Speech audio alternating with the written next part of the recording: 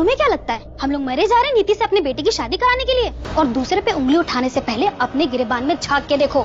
नीति के लिए खड़े होने की बजाय तुम्हें उससे ये पूछना चाहिए कि उसके पेट में जो बच्चा पल रहा है वो किसका है। तो ऋषभ आ गया है नीति की जिंदगी में, लेकिन भाई नीति कहाँ करना चाहती है किसी से शादी? वो तो राजीव के पीछे पड़ी हुई है। और वो देखा था ना हमने कि 2-3 लड़के पसंद किए थे यहाँ पर, परी और राजीव ने, लेकिन उसको पसंद नहीं आया, उसने भड़का दिया उनको। लेकिन यहाँ पर ऋषभ फंस जाता है, ऋषभ को पसंद आ जाती है नीति। और या फिर तुम्हें पता है कि वो बच्चा किसका है?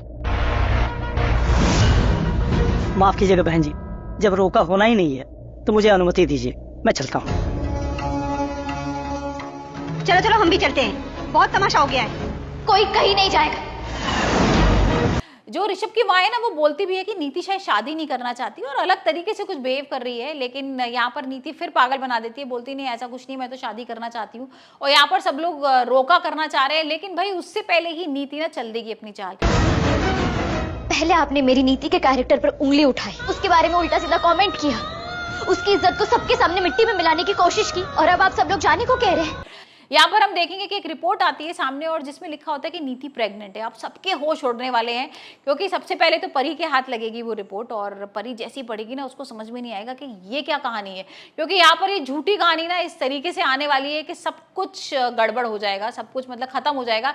नहीं, कोई कहीं नहीं जाएगा। जब नीति के बारे में अपशब्द सबके सामने कहे थे तो सबके सामने ही नीति से माफी भी मांगनी पड़ेगी।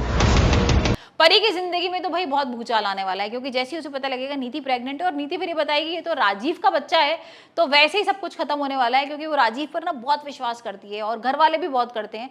तो यहाँ पर अब ये देखना होगा कि क्या सब लोगों को समझ में आएगा कि नीति की चाल है। भाई परी तो बहुत विश्वास करती है नीति के ऊपर, और जब तक आप नीति से माफी नहीं मांग लेती, आप इस घर के बाहर एक कदम भी नहीं रख सकती।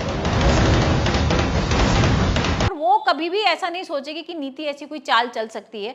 लेकिन देखते हैं आने वाले एपिसोड में क्या होता है, कैसे नीति का सच सामने आएगा। यहाँ पर बेबे और गुरविंदर ने भी हाथ मिला लिया नीति के साथ, तो वो तीनों लोग मिल गए हैं और परी को हो सकता है कि वो घर से बाहर निकाल दें या परी खुद ही घर छोड़ के चली जाए, क्योंकि जब उसके सामने ये सारी चीजें आएंगी ना कि भाई राजीव का बच्चा है और नीति प्रेग्नेंट है, तो हो सकता है वो राजीव को छोड़ दे और नीति और राजीव की शादी करा दे। वैसे आप मुझे बताइए आपको परिणीति का एपिसोड कैसा लग रहा है, और आपको क्या लगता है अब ये जब सारी चीजें आएंगी सामने की नीति प्रेग्नेंट है और घर वालों के सामने आएंगी, तो क्या सबका रिएक्शन होगा और राजीव क्या वाकई में छोड़ देगा परी को?